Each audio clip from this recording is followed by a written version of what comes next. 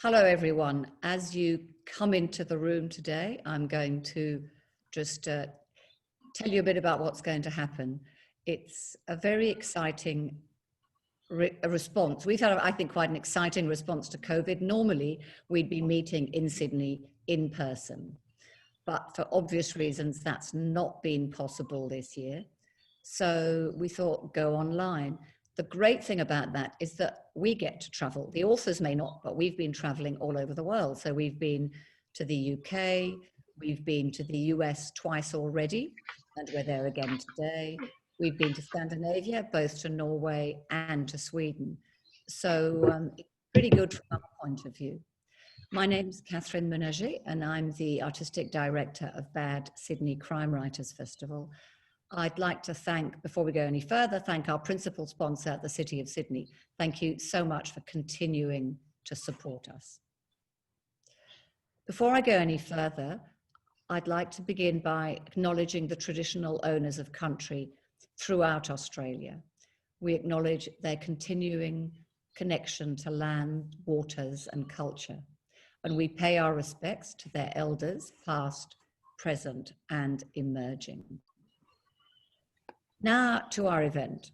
Today, as I said, we're back in the US. We're on the East Coast this time, and we've got the huge pleasure and privilege of talking to the fantastic Don Winslow. I've been noticing that when our community of crime fiction lovers talk about Don's books, their tone of voice changes. There's this kind of, well, unbounded admiration and respect. And we're all going to find out a bit more about why that is the case. It's a huge pleasure to welcome you today, Don. Thank you for joining us. Thanks so much for having me. It's my pleasure and my honor. Interviewing Don is journalist, literary editor, and film critic Stephen Romei. Stephen, we're really looking forward to hearing you talk to Don. I'll just say another few words about how we're going to run the event today. To the audience, your audio and video have been muted, so you can hear and see us, but we can't hear and see you. I'm going to ask you to hold on to your questions till about 40 minutes in, and then Stephen will remind you, and you can just pop your questions into the Q&A panel at the bottom of your screen, and Stephen will ask as many as he possibly can. I'll pop back in briefly at the end to thank our speakers, and now I'll hand over to you, Stephen. Thank you, Catherine. It's a pleasure to be here. And it's a pleasure to be talking to Don Winslow.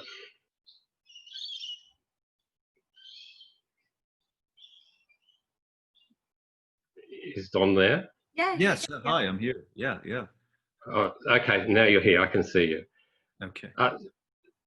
So today I'm talking to Don Winslow, who I'm sure all of the people tuning in know as the American author, known for books such as The Life and Death of Bobby Z, or Zed, depending which country we're in, The Winter of Frankie Machine, Savages, the Cartel series, The Force, and the book that we're going to talk about today, his new one, Broken, which is 6 novellas in one book. Thanks for being here, Don. It is a real pleasure to have you. Thanks for having me. I appreciate it. And I just wanted to note at the start that Don and I each get a very small fee for doing this conversation. And Don has donated his to the children's charity group Shine, which looks after children who have a parent in custody. And I donated mine to Don Winslow because I needed to buy all of his books to do this interview. But I have to say that was quite a good investment, so I'm pleased with the result. I'm only kidding, of course. Mine will go to the Indigenous Literacy Foundation. Don, let's start out with one of the stories in Broken. Has a fairly high-class criminal in it, a thief, and he follows Crime 101. He has very set rules as to what makes a good crime, a crime that he won't get caught for. And I thought to myself, well, given we've got 6 little crime novels in Broken, why don't we ask you about Crime Writing 101? If you could name, say, 3 things that must be in a crime or mystery story, what would they be? The first to me is character. I think everything comes out of character. I want an interesting, perhaps conflicted person, a lead character and other characters. So for me, everything comes out of that. Everything comes out of character. The second thing is I think there has to be a want. Do you know what I mean? The character has to want something. I think with classic detective or police fiction, that you get that sort of automatically. You want to solve the crime. You want to find out who did it. You want the murderer, whatever. And that's great. I think that there are some books that only do that, and they can be terrific. But what's more interesting to me is when there's also an internal want. Do you know what I mean? When that character has something that's driving her, driving him from the inside to want to solve that crime, whether it's a need for justice, sometimes a need for revenge, sometimes something that happened in the past, maybe a political belief. I think that makes it, to me, more interesting. The third thing, tough. I'm going to go with place. I love it when crime fiction gives us a strong sense of place. That it's realistic, that when the author takes us for that ride, they take us on real streets and to restaurants and bars and roads and real places, what I call the small gods of place. And that's what attracts me to so many, of the folks in our genre. You wanted to go to Boston with Spencer. You wanted to be in the Bayou with James Lee Burke. You wanted to be in downtown LA with Mr. Chandler. So I would say those three things. If you're going to restrict me to three, those are pretty good three, I think. They are a good three. What about a dead body? Do you have to have a dead body? No, I don't think so. Listen, my books are infamously strewn. There's a fairly high body count in most of my work, although not necessarily in Broken, by the way. But I don't think you have to have a body. I think you have to have an interesting crime, though. You have to have an interesting event. A lot of my stuff is drawn from reality, is drawn from the newspapers and what's really happening. So that hasn't been a problem. But I don't think you need a body, but you need that thing. Do you know what I mean? Maybe it's a case full of diamonds. Maybe it's bearer bonds. Maybe it's a missing person that you find. In the first book I ever wrote, and I think people are surprised to hear this, no one is killed at all. Well, that is surprising, given, as you say, the high body count in what followed. Yeah. And what about humour? I mean, I found the stories in Broken, all of them had some humour in them. Some of them were laugh out loud funny. Oh, thank you. San Diego Zoo starts off with the line, "No one knows how the chimp got the revolver." Now, that's not only funny, it also means you just have to keep reading. You have to keep reading. Yeah. And there are other lines. I'll just mention a couple. You talk about a West Texas liberal, which makes her not as rare as a unicorn, for example. And even in the very dark title story, Broken, there's a line in it where Jimmy McNabb, a cop, is in a difficult situation and he thinks to himself, maybe I should have brought the SWAT team. Yeah. That made me laugh. So do you think it's important to put humour into stories even when they are dark? Yeah, I think so. Listen, I mean, the one about the chimp, San Diego Zoo, I just wanted to write something funny, as kind of a change up. I'd had that line in mind for years, and I don't know why. It ran through my brain literally for years. And then finally one day I sat down and thought, all right, I don't know, how did the chimp get the revolver? And just made it up as we went along. But, I think if you spend some time around crimes, around cops, around attorneys, in that world, the humor is a defense mechanism. Mm. It's absolutely the way they survive what they see and what they experience. And perforce, no pun intended, that's very often gallows humor. And I guess it's been my experience, that comedy and tragedy can happen just very quickly, one following the other. But I think basically for police, it's a release, it's a defense mechanism, and so yeah, I like to put it into my stories when I can. And that's why in so many crime shows and books, you see the police comrades kind of teasing each other and giving each other what would be grief otherwise, calling each other names and making fun of each other. And it seems to me that that's part of that coping mechanism. Yeah, I think it absolutely is. I mean, we always think of that the cop's primary relationship is with the criminal because that's the way fiction works and needs to work. But in reality, their primary relationship is with the victim. Almost always by the time a cop arrives on the scene, the criminal's gone, unless he's a really bad criminal. What's left, is the victim and the victim's family, and going to the hospital or going to the morgue, or a horrible moment, going to that person's family to tell them that their loved one is never coming home. Those moments stick with those men and women. And so I think that humor is their armor, against those moments and what they see. And sometimes things are just simply funny, that you're dealing with stuff on the street on a daily basis. A lot of it's just, it's funny. It just is. You also seem to have a lot of fun with names. I would say Hollis Bamberger is the best named character I've ever read in fiction, just about. It's my favorite character name ever. Thank you, Stephen. Yeah. Well, it really works. And then you have other names such as Boone Daniels, with the obvious pun on Daniel Boone.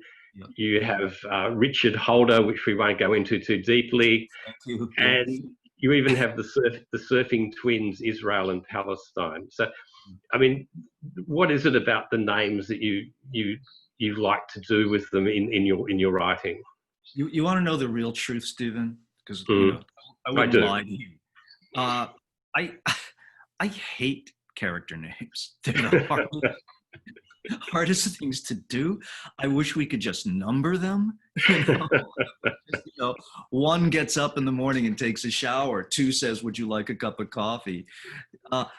That would be a lot easier. I hate character names. It's the only thing that is worse as titles is coming up with book titles. But characters have to have names, and I bow to that reality and that necessity. But I think, and we all know this as writers, that those names say a lot.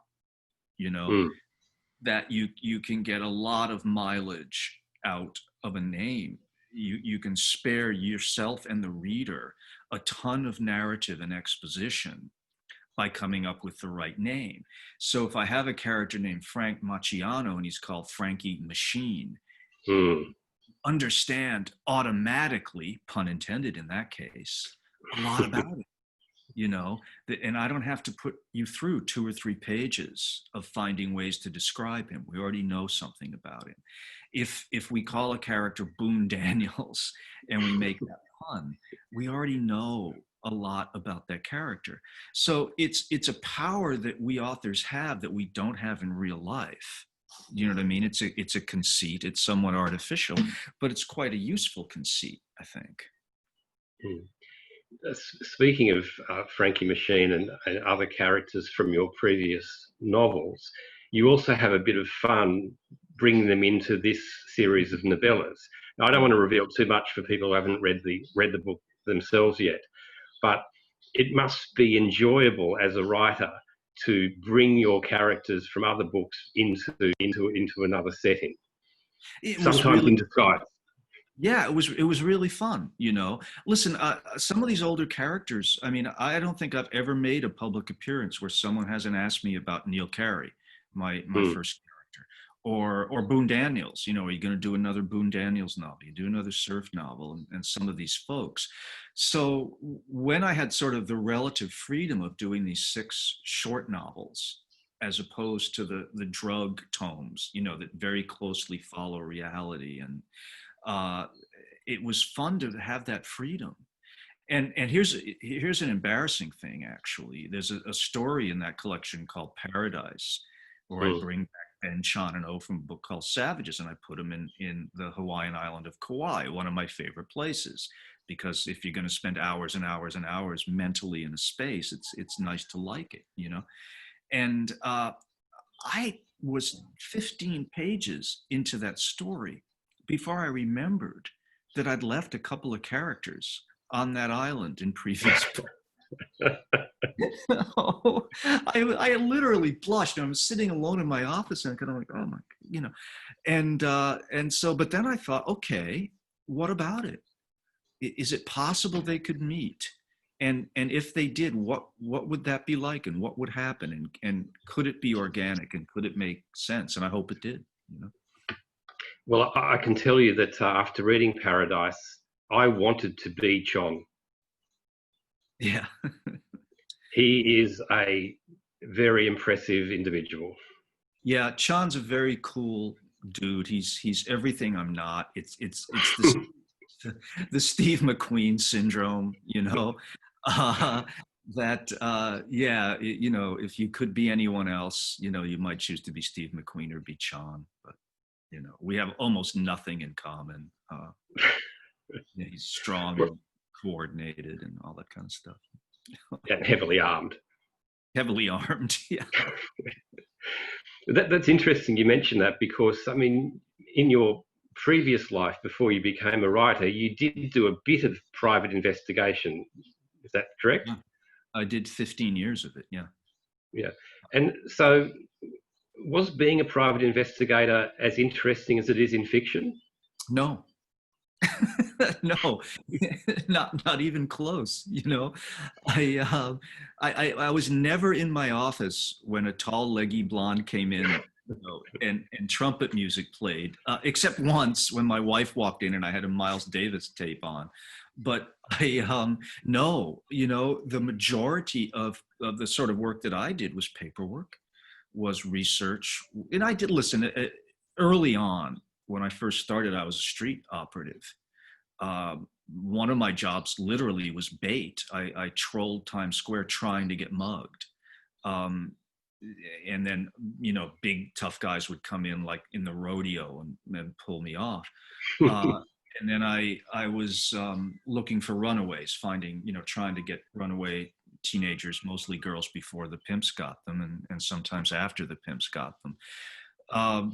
Later on, I did some undercover and, drug buys and that kind of thing. But for most of my career, I was working with witnesses, a lot of paperwork, a lot of just sitting down, asking questions for hours and hours and hours. So it's nowhere near as romantic as it is in fiction. It must, though, have somehow informed your writing.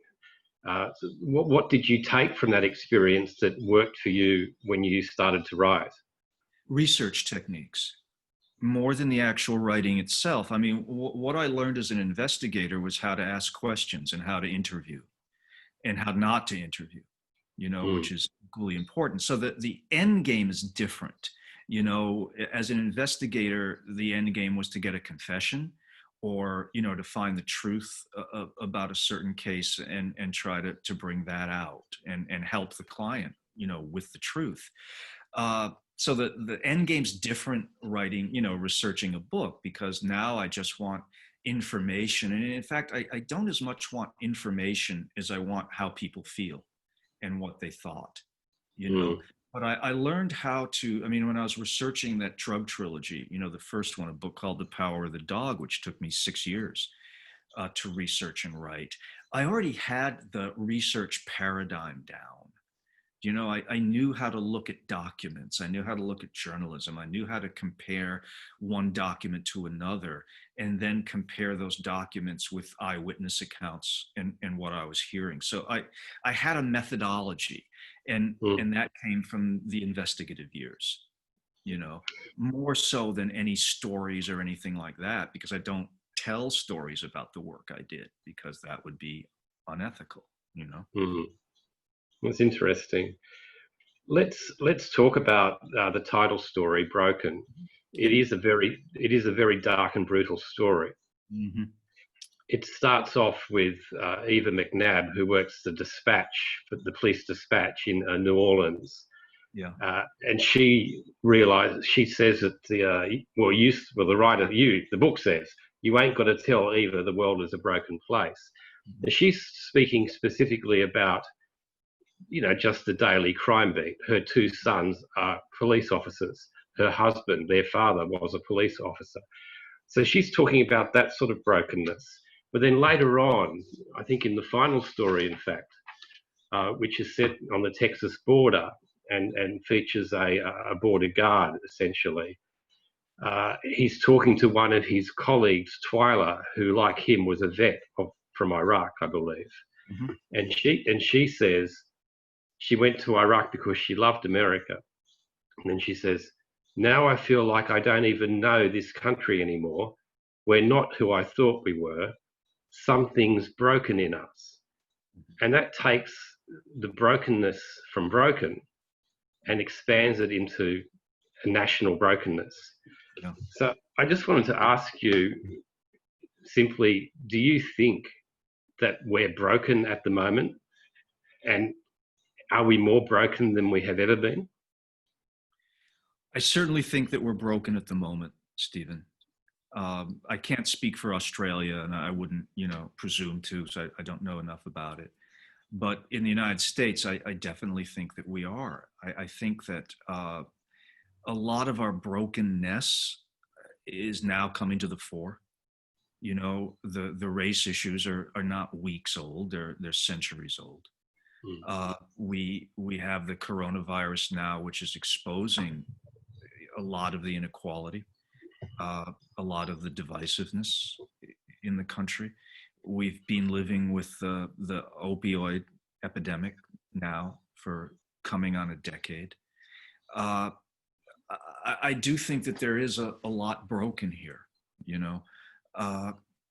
Having said that, the other part of that Hemingway quote is to me the most important part, which is, sometimes we become stronger in the broken places. Mm. So those two pieces that you mentioned were very deliberately bookended, because one starts about the brokenness of an individual, and then we talk about the brokenness of a country, and in between we have funnier stories and different sorts of things. But I wanted to begin and end on that theme because my hope is that when we look at racial issues, when we look at economic and social issues, when we look at some of these drug issues, to me they're all part and parcel of the same problem, which is not seeing ourselves as a community. And I don't want to get overly serious here, but that one thing that I start to see coming out of COVID, coming out of the racial issues of this summer, coming out of 3.5 years now of this catastrophic criminal administration, is that people are starting to see the value of community that perhaps we'd forgotten, that we owe each other things, that we have responsibilities to each other, and also the opposite of that we get so much from other people. Now that's to a great extent being taken away from us, because of COVID, I think we're starting to value it more. So I'm hoping that we become stronger in the broken places. You just alluded to the Republican elephant in the room, so let's briefly deal with him, Donald Trump. How much of the brokenness do you lay at his feet? Sorry. Well, quite a bit of it. Listen, slavery's a 400-year-old issue. Racial inequality is a century-old issue. Economic inequalities an old issue. But what I think that Trump has done is to fan the flames of divisiveness. I think that a lot of what's wrong with this country right now is that middle-aged white guys like me, who look pretty much like me, are afraid of what the future of the country looks like, because it's not going to be a white country in 20 or 30 years. It's going to be, and I use these terms loosely, a brown country. None of those phrases really make a lot of sense to me. People are people, you know. And so there's a resistance to that. There's a pushback to that, and a pushback to 8 years of an African American president, Barack Obama. So I think Trump rode that wave, and he pushes it. It's his only key to salvation now. It's his only chance. So I lay a lot of it at his feet. And the other thing that I lay at his feet a lot is the depth of this virus and the damage it's done. It just came out 2 days ago, you know, that he absolutely knew how deadly this was, how contagious this was, and deliberately concealed that and deliberately lied. And so I lay a lot of that right at his feet. And I see from what you post on Twitter that you're still quite concerned that he will be re-elected. Sure. Yeah, listen, nobody thought he was going to win the last time, did they? You know. Now, look, I am guardedly optimistic that won't happen. I like Joe Biden. I like him as a person.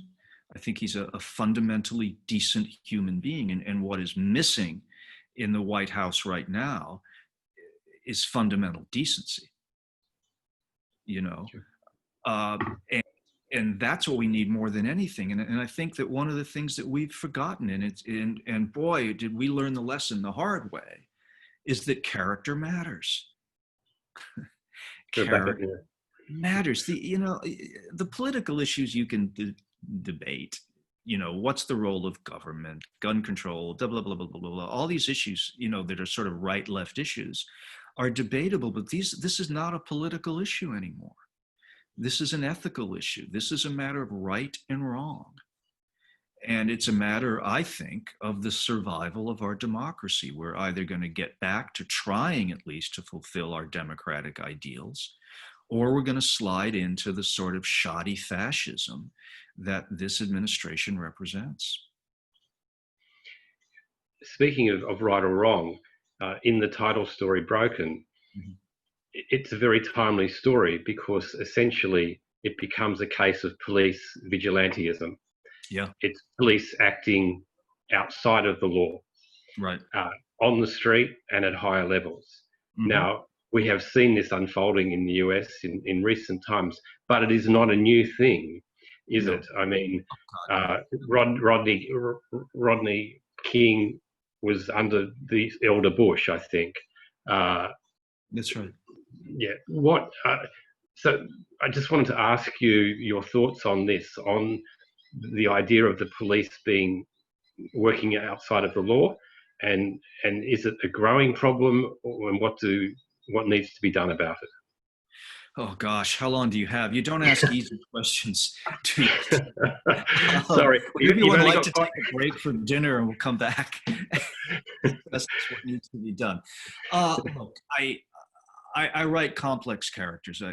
When I'm writing a character, I'm not stepping outside that character to determine right or wrong or good or bad. I can't do that. My job is to see the world through that character's eyes. And to do that, when I'm writing, I'm not trying to be objective. I'm trying to be subjective, to see their point of view. Having spent years and years with cops, I can tell you that I've met guys who did not break the law and regretted it the rest of their lives because they believe they probably could have saved a life if they'd skirted the law, and they were right. I know the cases. Having said that, I think it's a dangerous precedent. I would rather err on the other side. Do you know what I mean? I don't think cops should do that. I think when you add it all up, that they should not bend the law or take it into their own hands. Although I do understand the temptation to do that. What can you do about it? What can you do about the the racial issue with cops, with cops murdering young Black men.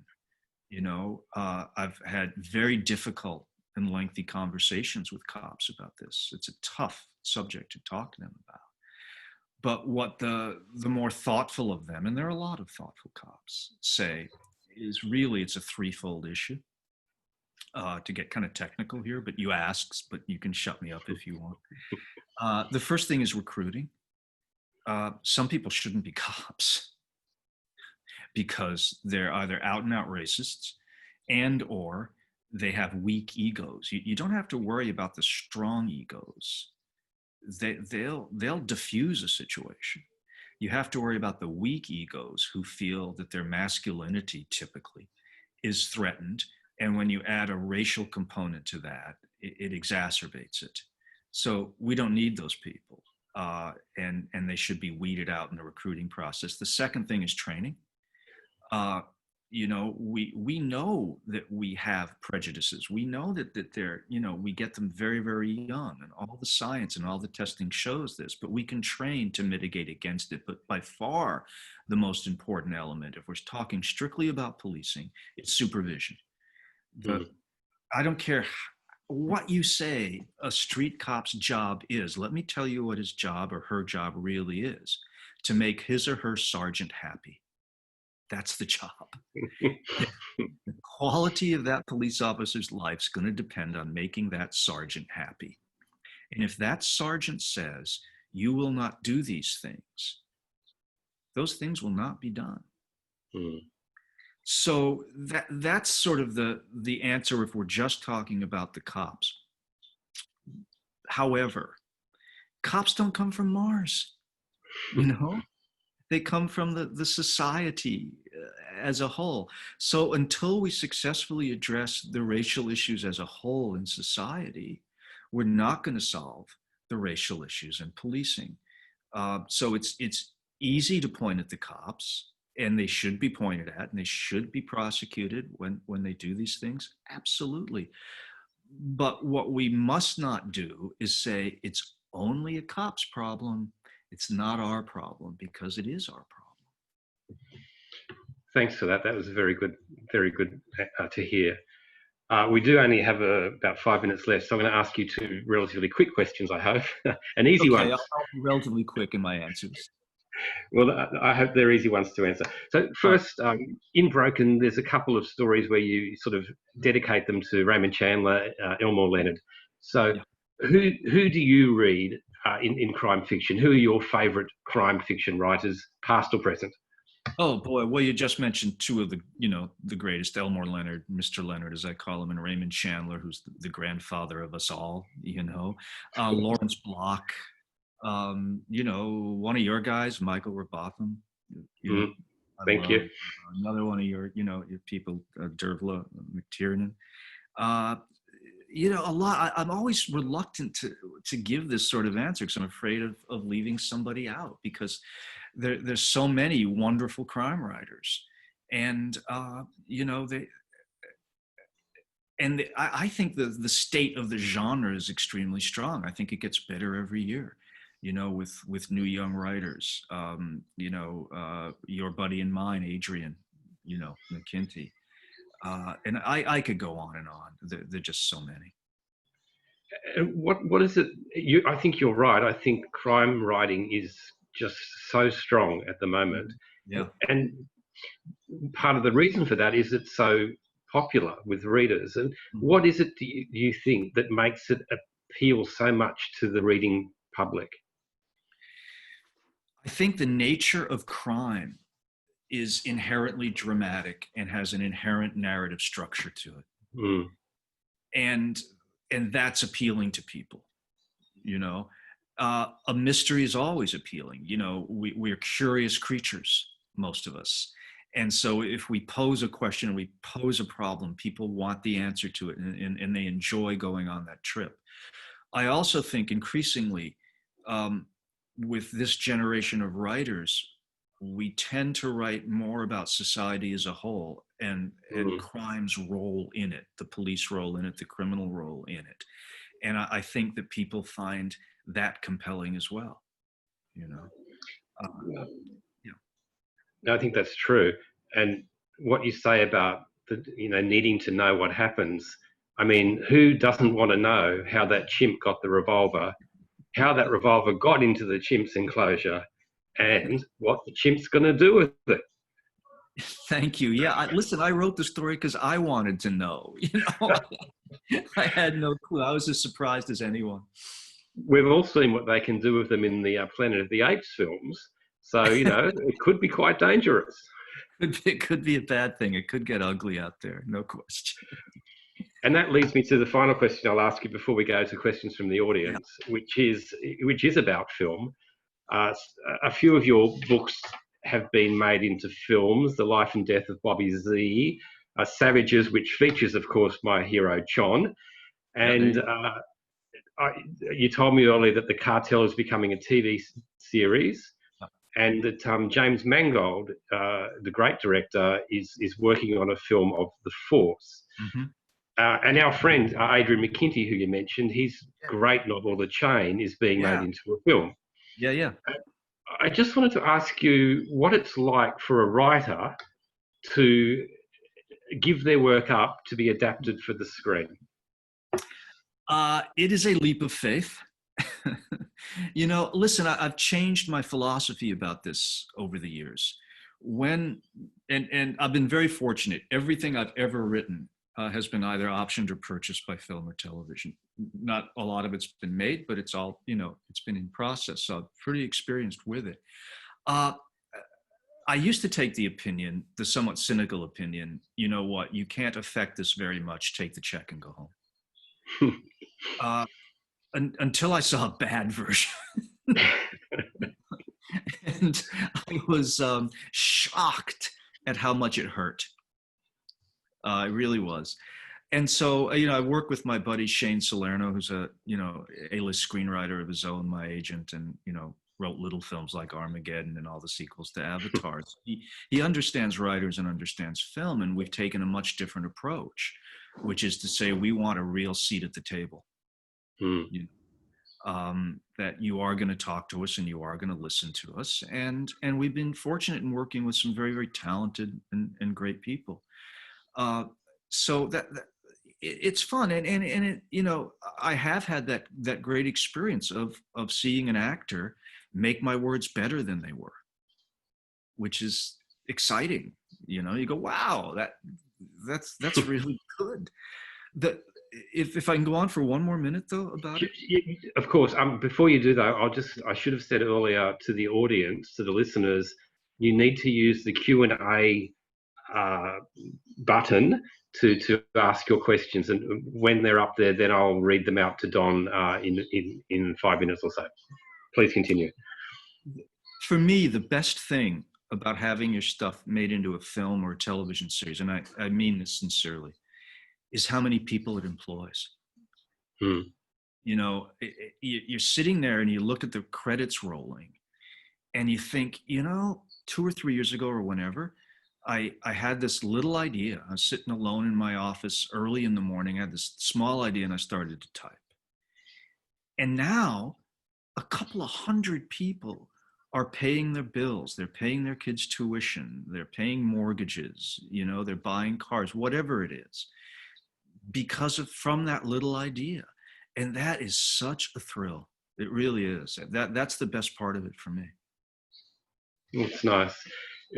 I know that you co-wrote the script for, I think for Savages, which was directed by Oliver Stone. Yeah. It's funny looking at that. I had a quick look at The Big Sleep, and based on Chandler's novel, and I noticed that the screenwriter was William Faulkner. So yes. Pretty high grade, pretty high grade talent. Pretty high grade for an adept. Absolutely. Yeah. All right. We have some audience questions coming in, so I will start asking them to you. Okay. Let's see. Okay. You're not showing up on my screen, but let's see. That's all right. I'll ask you. So this is from Lynette. Yep. Do your characters do what you expect them to do, or do they do things that cause complications in the story? Absolutely the latter. And I have no way of explaining that rationally. I'm not really sort of an airy-fairy guy. I'm just kind of a working blue-collar writer. So I kind of don't believe in the muse coming down and sitting on my shoulder or that kind of thing. But yeah, I don't outline my stuff. I don't really have much of a plan when I start out. I just start typing and see where they go. And yeah, there have been times when I've been very surprised by what the characters do and what they say, and it takes the story in a completely unexpected direction.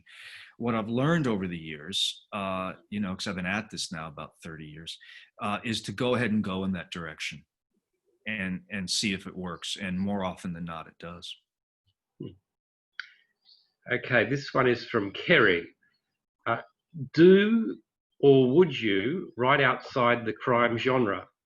And if so, which genre? I was going to guess romantic comedies, but you should answer. You were. I I don't think anyone is in the world is interested in me writing a romantic comedy, and I don't blame them. Look, I suppose if I were to do it, it would be a Western, and I think there's a real connection in those two genres. I won't, don't worry, Stephen, but I could go into a whole lecture on my feeling that the American crime novel came out of the American Western novel. The moral codes are the same. A lot of the character types and tropes are the same, So I think it'd be a Western, and then there's certain precedent for that. The one conversation I ever had with Elmore Leonard, one of the best hours of my life, by the way, he got on the phone and the first words out of his mouth were, "Don Winslow, you were 2 years old when I wrote 3:10 to Yuma." And it reminded me that, that Mr. Leonard started by writing really great Westerns, by the way, a couple of which have been made into great Western films. So I think were I to write outside the genre, I think that would be it. Okay. Funnily enough, when I was reading Broken, a writer who came to my mind was Cormac McCarthy. Yeah. Partly because of your use of dialogue, and the shortness of sentences. It feels real. It feels how people do speak. I really found that myself. Well, I'm a great admirer of McCarthy's, just a tremendous admirer of his. Yeah, he is a great living writer, still living too, which is good. Yeah, absolutely. Yeah. This one is from someone you know, Sue Turnbull. Hey, Sue Turnbull, hello. She says, "Hi, Don. You once described Broken in musical terms. What's the soundtrack of the book?" Jazz. In thinking about writing 6 separate novellas, I wanted them to have separate lives, individual lives, but I also wanted them to be joined thematically.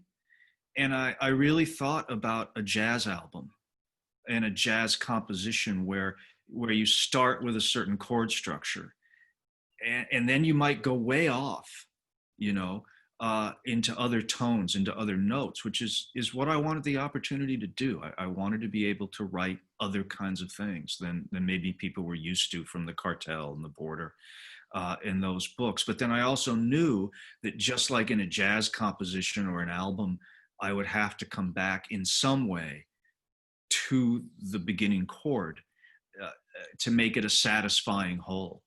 So when I was putting these together in a very specific order that I wanted the book to appear in, to take us through, this sounds so presumptuous, but it's the truth. I don't know what to tell you, to take us through those chord changes in that order.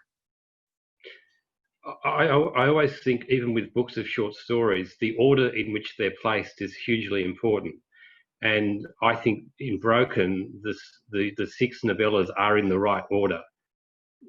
They deserve to follow each other. Yeah, I think so too. Thanks for saying that. I think that they are, yeah.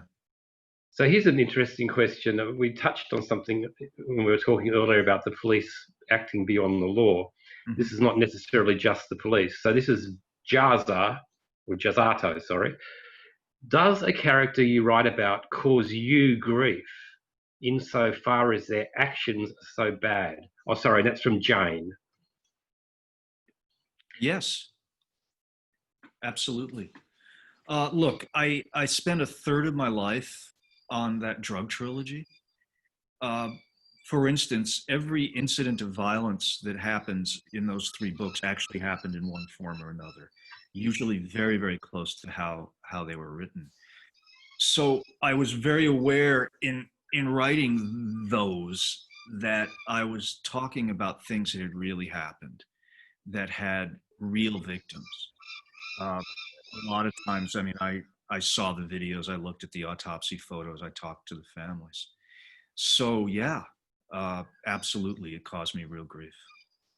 In some cases, literal, and then also, in a book called The Border, the third of that series, um, I write about the life of a young heroin addict, a woman in this case, and the research for that was harsh. And in the time that it took me to write that book, I lost three people who were sources to fatal heroin overdoses. Well, I'm sorry to hear that. And that there is a follow-up question in a sense here from Michael Duffy, who might well be the Michael Duffy from the Australian literary world, which is that the cartel was such an enormous undertaking, and he wants to know, and given what you've just said, what gave you the courage to do it? Now, listen, when we talk about courage in writing about the Mexican drug wars, the first people we have to talk about are Mexican journalists. 200 of whom have been murdered for telling that story.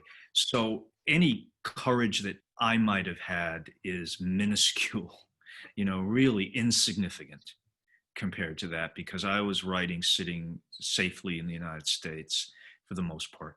And so I'm reluctant to talk about my courage, when looking at those people.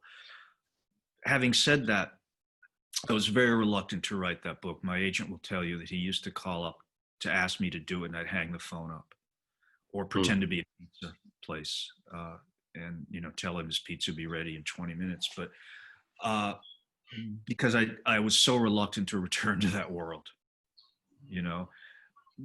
But then I saw things happening that I knew that I had the background to explain to a reading public.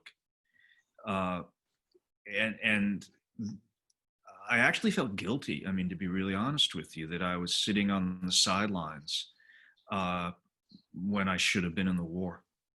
It should have been in the game, I guess, not to mix metaphors. And so, yeah, I think that's what gave me maybe the determination. Maybe that's a better word than courage, because it required no, courage on my part, really. Okay. Here's a technical question for you, which is, sorry, I'm just going to find it again. And this is from Greg, who says he loves Broken. Thank you. He's interested to see that you tend to write the stories in the present tense rather than the past tense. Yeah.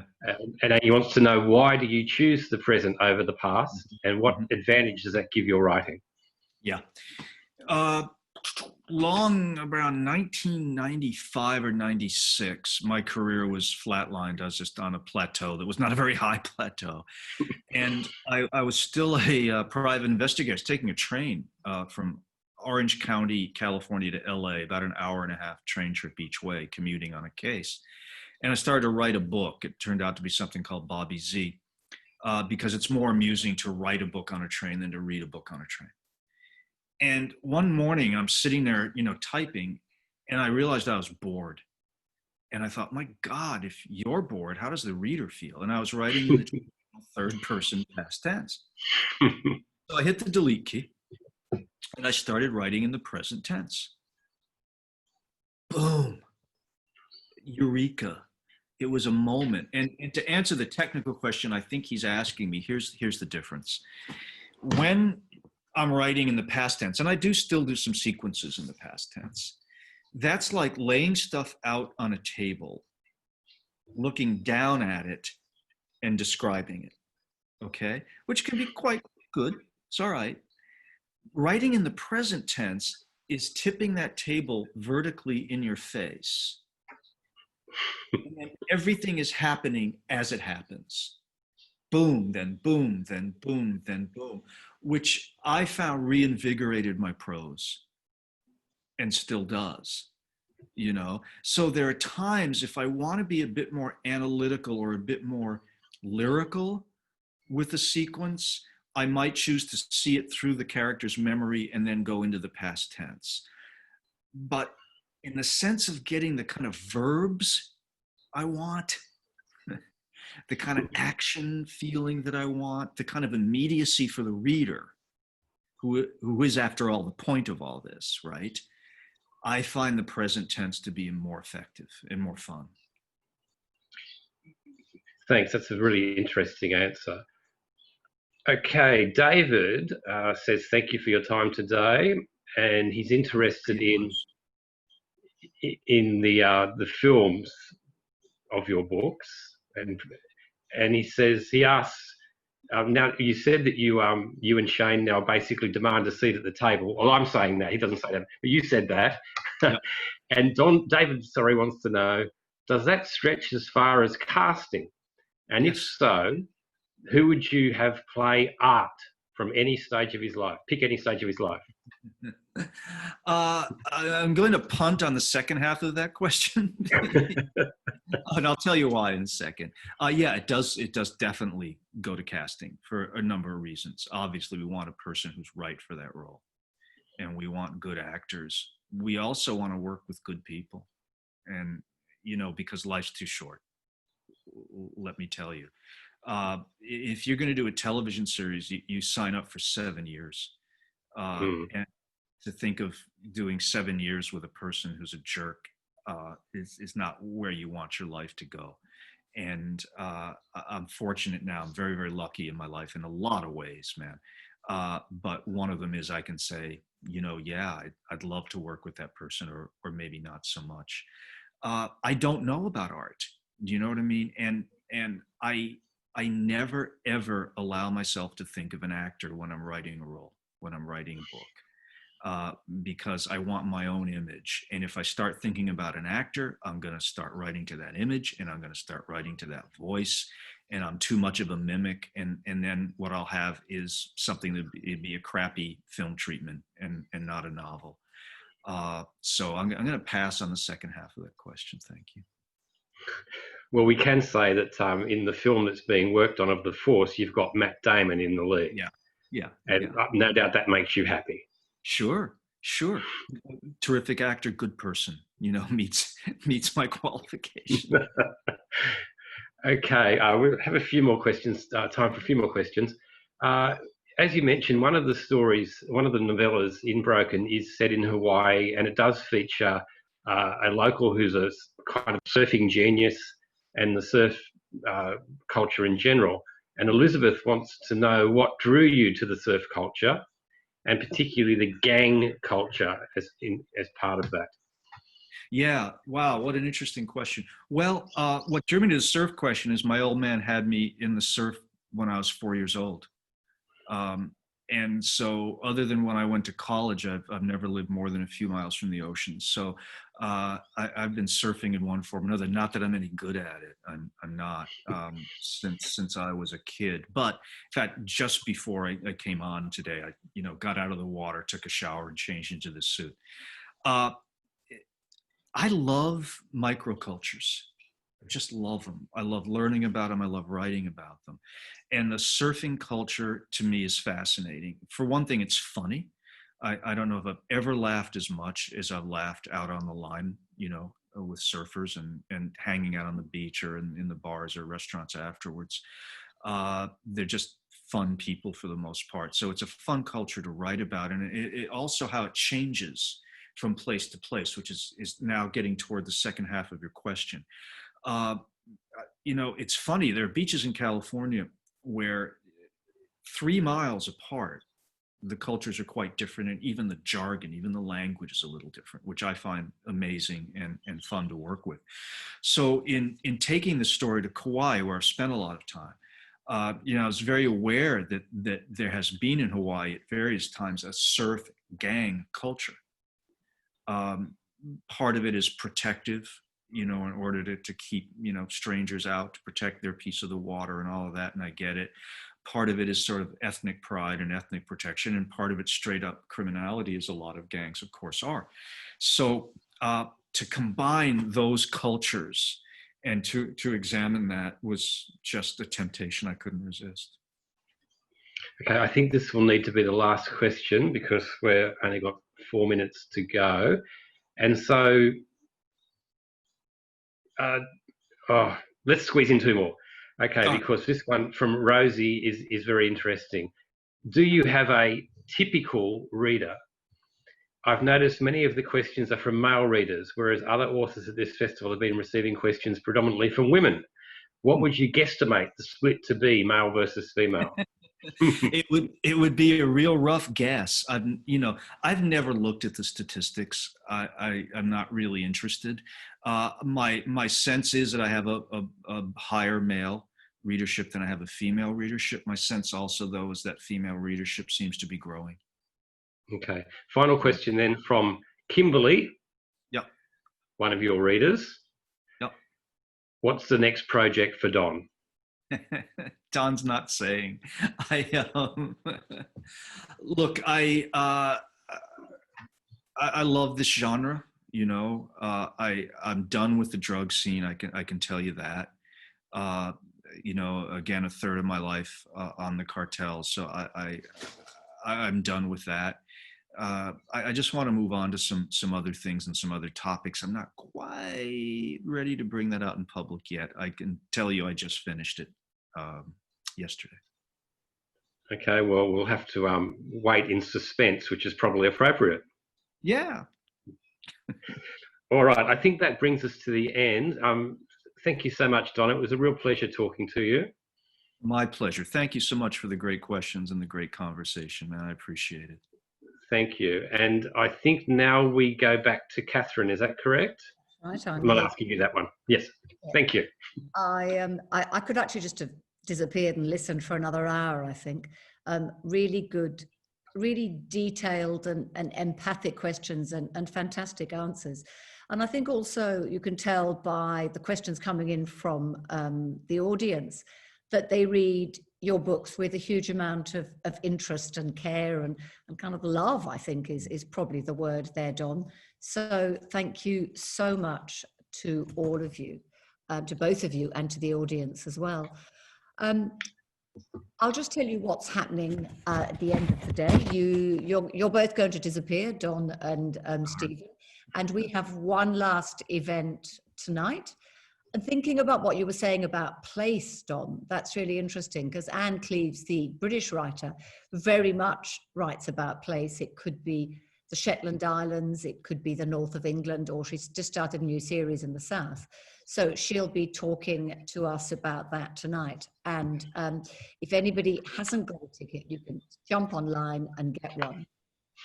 But if anybody hasn't yet got Broken, then that's what you should be doing next. We have a partner bookseller, Dimmock's, and if you look up Dimmock's Bad Sydney, you will find Don's book there. And in fact, they will have all your books, Don. I think we should all jump on. There were a couple of questions that you didn't get to, Stephen. Somebody who said she'd read every single book, but not yet read Broken. So I think she now knows that this is what she should be doing. So look, thank you, both of you again. And best of luck to Everett, Don, for what's happening in your country at the moment in all fronts. And we look forward to reading more of your books and this very exciting new project that you're not telling us about yet. We live in suspense and we're going to look forward to it. Thank you very much. And thanks for having me. I really enjoyed it. Thank you so much, Don. Thank you, Stephen. Thank you. And bye for now. Arrivederci. Bye, Arrivederci. Bye, Stephen. Thanks, man. That was fun. Yeah, thank you, Don. It's a pleasure.